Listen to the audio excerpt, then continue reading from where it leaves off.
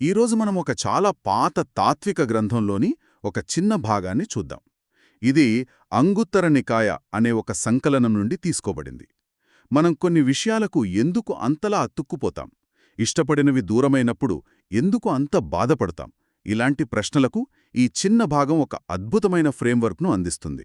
అవును, ఇది చాలా సూటిగా స్పష్టంగా ఉండే ఒక విశ్లేషణ. మన అనుభవ ప్రపంచాన్ని 3 భాగాలుగా విభజించి చూపిస్తుంది. పైకి చాలా సింపుల్గా అనిపించినా దీని లోతుల్లోకి వెళ్తే మన ఆలోచన విధానాన్ని మార్చే శక్తి దీనికుంది. ఈ ఆలోచనల సారాంశాన్ని విశ్లేషించడమే మన లక్ష్యం. ప్రధానంగా 3 అంశాల చుట్టూ ఈ చర్చ సాగుతుంది. ఆస్వాదన, దానిలో దాగి ఉన్న ప్రమాదం, తర్వాత విముక్తి. సరే, ఇక దీని లోతుల్లోకి వెళ్దాం. మొదటగా ఆస్వాదన గురించి మాట్లాడుకుందాం. మూలగ్రంథంలో ఏముందంటే, ఈ ప్రపంచంలో ఆస్వాదన లేకపోతే మనుషులు దీనికి అంతగా అతుక్కుపోరు. ఇక్కడ ఆస్వాదన అంటే పాలీ భాషలో ఆస్సాద అంటారు. ఈ పదం వినడానికి చాలా పాజిటివ్గా ఉంది. అసలు ఈ గ్రంథం ప్రకారం ఆస్వాదన అంటే ఏమిటి? దాన్నొక సమస్యగా ఎందుకు చూపిస్తున్నారు? మంచి ప్రశ్న. ఆస్వాదన అంటే మనం ప్రపంచం నుండి పొందే ఎలాంటి ఆనందమైనా, సంతోషమైనా, సంతృప్తైనా కావచ్చు. ఉదాహరణకు, మనం ఇష్టపడి కొనుక్కున్న కొత్త స్మార్ట్ఫోన్ మొదటిసారి చేతిలోకి తీసుకున్నప్పుడు కలిగే ఆ ఉత్సాహం, లేదా ఇన్స్టాగ్రామ్లో మన ఫోటోకు 100 లైకులు వచ్చినప్పుడు కలిగే ఆ చిన్నపాటి గర్వం, ఇవన్నీ కూడా చిన్న చిన్న ఆస్వాదనలే. ఒక్క నిమిషం, మీరు చెప్పిన ఉదాహరణలన్నీ మన రోజువారీ జీవితంలో భాగమే కదా. కొత్త ఫోన్ కొనడంలో, మన పనికి గుర్తింపు రావడంలో, ఆఖరికి వినోదాన్ని ఆస్వాదించడంలో తప్పేముంది? అంటే ఆనందమే సమస్యకు మూలమంటే మనం సంతోషంగా ఉండకూడదా? జీవితాన్ని ఆస్వాదించకుండా ఒక సన్యాసిలా బతకమని ఈ సిద్ధాంతం చెప్తుందా? ప్రపంచంలో ఆనందం ఉందని, అది నిజమైనదని పూర్తి స్థాయిలో అంగీకరిస్తోంది.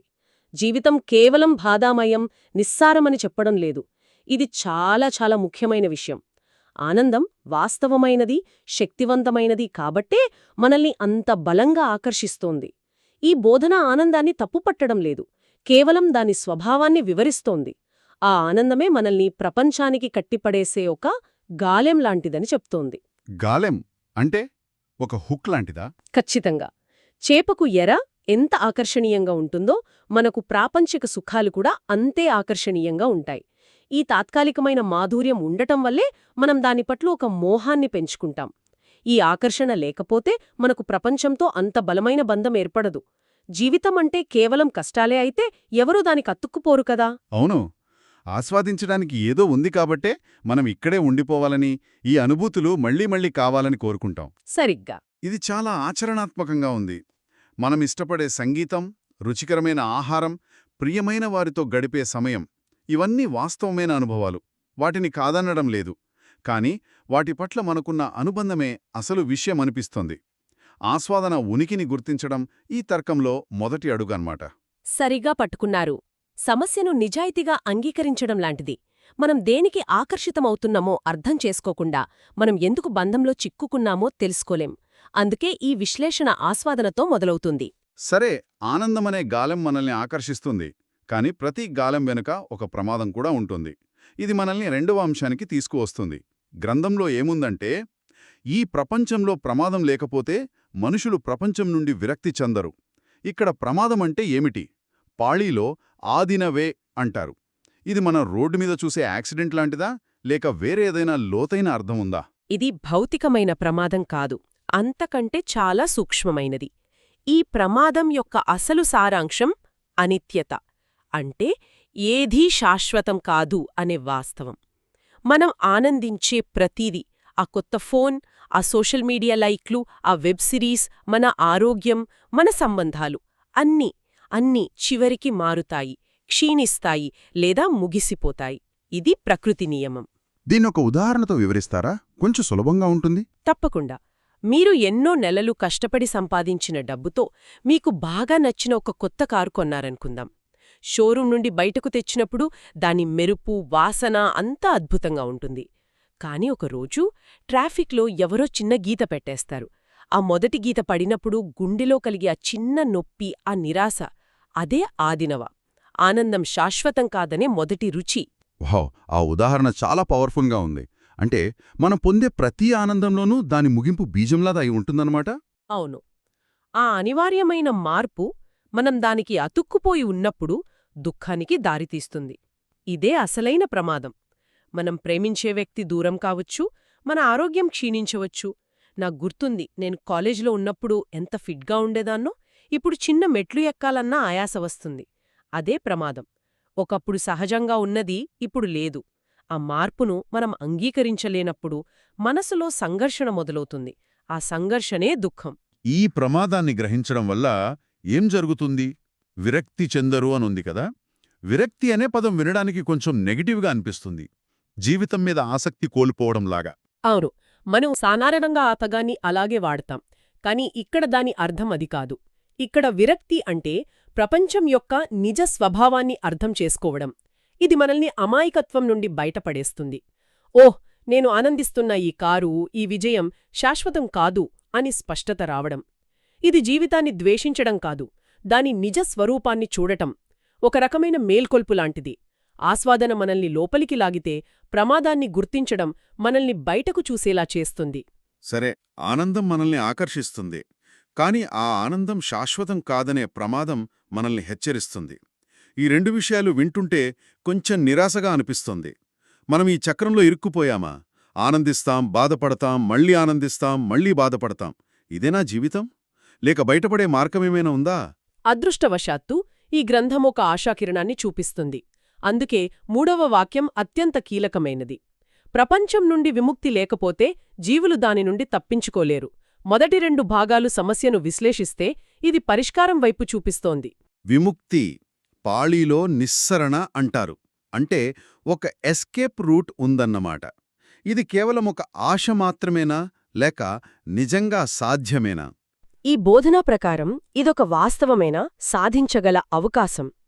నిర్వాణం లేదా విముక్తి అనేది కేవలం ఒక తాత్విక భావన కాదు, అది ఒక వాస్తవికమైన, సాధించగల స్థితి అని ఇది నొక్కి చెబుతుంది. ఒక బయటకు వెళ్లే మార్గం ఉంది అని భరోసా ఇస్తుంది. ఆలోచించండి, కేవలం ఆస్వాదన, దానితో వచ్చే ప్రమాదం గురించి మాత్రమే చెబితే అది నిరాశావాదంగా ముగుస్తుంది. జీవితం ఒక తీపి వల, దాని నుండి తప్పించుకోవడం అసాధ్యం అన్నట్టుగా ఉంటుంది. కాని ఈ 3వ వాక్యం ఆ పరిస్థితిని పూర్తిగా మార్చేస్తుంది.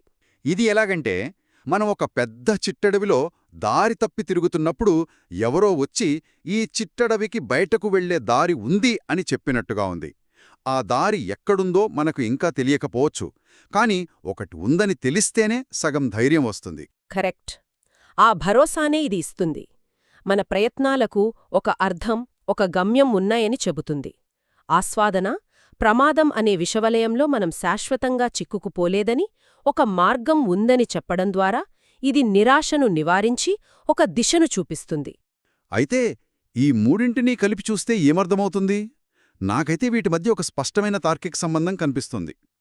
ఆస్వాదన అనుబంధానికి దారితీస్తుంది, ప్రమాదం విరక్తికి దారితీస్తుంది, మరియు విముక్తి మార్గం ఉందని తెలియడం వల్ల ఆ విరక్తి నిరాశగా మారకుండా ఒక ప్రయాణంగా మారుతుంది.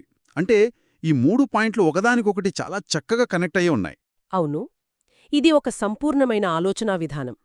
ఈ మూడింటినీ కలిపి చూస్తే ఇది ఒక సమతుల్య దృక్పథాన్ని ప్రోత్సహిస్తుంది. ఇది మనల్ని 2 విపరీతమైన ఆలోచనల నుండి కాపాడుతుంది. ఆ 2 విపరీతాలేమిటి? మొదటిది పూర్తి నిరాశావాదం. అంటే జీవితమంతా చెత్త, అంతా దుఃఖమయం, ఇందులో ఆనందపడటానికి ఏమీ లేదు అని అనుకోవడం. ఈ బోధన అలా చెప్పడం లేదు. జీవితంలో ఆనందం, అందం ఉన్నాయని అది ఒప్పుకుంటుంది. ఇక 2వ విపరీతం అమాయకత్వం. అంటే జీవితంలోని ఆ ఆనందం శాశ్వతమని, ఎప్పటికీ అలాగే ఉంటాయని భ్రమపడటం. ఈ బోధన ఆ భ్రమ నుండి మనల్ని మేల్కొల్పి ఆ అందం పెలుసుగా ఉంటుందని, అది మారుతోందని గుర్తుచేస్తుంది. అంటే ఒకవైపు జీవితంలోని మాధుర్యాన్ని ఆస్వాదించమంటూనే, మరోవైపు దాని అశాశ్వత స్వభావాన్ని మర్చిపోవద్దని హెచ్చరిస్తుందన్నమాట. ఈ రెండింటినీ బ్యాలెన్స్ చేయడమే అసలు కళ. సరిగ్గా అదే. ఈ చట్రం ఎందుకంత శక్తివంతమైనదంటే అది మనల్ని కార్యాచరణకు పురికొల్పుతుంది. ఆలోచించండి, ఈ మూడింటిలో ఏ ఒక్కటి లేకపోయినా ఈ మార్గం అసంపూర్ణంగా ఉంటుంది. దీనొక వైద్యుడి ఉదాహరణతో చెప్పొచ్చు. చెప్పండి, అది ఆసక్తికరంగా ఉంటుంది. అనుకుందాం, మనకు తీతి తిమాలనే కోరిక విపరీతంగా ఉంది. అదే ఆస్వాదన. మనం దాన్ని ఆస్వాదిస్తున్నాం కాదనడం లేదు. వైద్యురాలు వచ్చి మీరు తీపి తినడాన్ని ఆస్వాదిస్తున్నారని నాకు తెలుసు. అది సమస్యను గుర్తిస్తుంది. రెండవది ప్రమాదం. ఆమె చెబుతుంది, కాని ఈ అతి తీపి వల్ల మీ ఆరోగ్యానికి ప్రమాదముంది, భవిష్యత్తులో సమస్యలు వస్తాయి అని. ఇది ప్రమాదాన్ని గుర్తించడం. ఇప్పుడు మనకు మారాలనే ప్రేరణ కలుగుతుంది. ఇక మూడవది విముక్తి. వైద్యురాలంటుంది, కాని మీరు కంగారు పడకండి, దీనికొక పరిష్కారముంది. ఆహార నియమాలు, వ్యాయామం ద్వారా మనం దీన్ని అధిగమించవచ్చు. ఈ మూడవది లేకపోతే ఏమవుతుంది? మనకు కేవలం సమస్య, దాని ప్రమాదం మాత్రమే తెలిస్తే మనం భయంతో నిరాశలోకి జారుకుంటాం. పరిష్కారం ఉందని తెలిస్తేనే ప్రయత్నించడానికి ధైర్యం వస్తుంది. అదే విషయం. ఆస్వాదనను అంగీకరించకుండా మన సమస్యేంటో మనకు తెలియదు. ప్రమాదాన్ని గుర్తించకుండా మారడానికి ప్రేరణ ఉండదు. ఇక విముక్తి మార్గం ఉందని తెలియకపోతే ప్రయత్నించడంలో అర్థమే ఉండదు. అందుకే ఈ మూడు అంశాలు కలిసి ఒక సంపూర్ణమైన, ఆచరణాత్మకమైన మార్గాన్ని చూపిస్తాయి. కాబట్టి ఈ విశ్లేషణ నుండి మనం ఏమి గ్రహించాలి? మన అనుభవాన్ని అర్థం చేసుకోవడానికి మనం ఒక త్రిముఖ చట్రాన్ని చూశాం. మనల్ని బంధించే ఆనందం, మనల్ని నిరాశపరిచే అనిత్యత, మరియు మనకు విముక్తినిచ్చే మార్గం. ఇది విషయాలను సంపూర్ణంగా చూసే ఒక విధానం. కేవలం ఒక భాగాన్ని పట్టుకునే వేలాడకుండా మొత్తం చిత్రాన్ని చూడమని ప్రోత్సహిస్తుంది. అవును, ఇది జీవితాన్ని నలుపు తెలుపుల్లో కాకుండా దాని సంక్లిష్టతతో సహా చూడమని నేర్పుతుంది. ఆనందముంది, కాని అది శాశ్వతం కాదు. దుఃఖముంది, కాని దాని నుండి బయటపడే మార్గమూ ఉంది. ఈ సమతుల్య దృక్పథమే దీనిలోని అసలైన జ్ఞానం. ఈ మొత్తం చర్చ తరువాత మనం ఒక విషయం స్పష్టంగా అర్థం చేసుకోవచ్చు. ఇది కేవలం ఏదో పాత పుస్తకంలోని తాత్విక సిద్ధాంతం కాదు. మన నోటిఫికేషన్లు, డెడ్లైన్లు, కోరికలతో నిండిన ఆధునిక జీవితాన్ని అర్థం చేసుకోవడానికి ఒక శక్తివంతమైన సాధనాల్లా పనిచేస్తోంది. ఖచ్చితంగా. మన అనుబంధాలను, మన నిరాశలను, మన ఆశలను ఒక క్రమపద్ధతిలో విశ్లేషించుకోవడానికి ఇది సహాయపడుతుంది. ముగింపుగా, ఈ విశ్లేషణ మనల్ని ఒక లోతైన ఆలోచనలో పడేస్తుంది. నిజమే. ఈ చర్చ ఒక ముఖ్యమైన ప్రశ్నను లేవనెత్తుతుంది. ఈ విశ్లేషణ విముక్తి మార్గం ఉందని చెబుతోంది. అది చాలా ఆశాజనకంగా ఉంది. కాని రోజువారీ జీవితంలో ఆ మార్గం ఎలా ఉంటుంది? ఆ బయటకు వెళ్లే మార్గం యొక్క స్వరూపమేమిటి? ప్రపంచంలో ఉంటూనే, మన అనుబంధాలను అర్థం చేసుకుంటూనే, వాటితో వచ్చే బాధల నుండి బయటపడటానికి ఆచరణలో పెట్టగల మార్గాలేమైనా ఉన్నాయా? ఈ విషయం గురించి ఆలోచించడం ద్వారా ఈ అంశాన్ని మరింత లోతుగా అర్థం చేసుకోవచ్చు.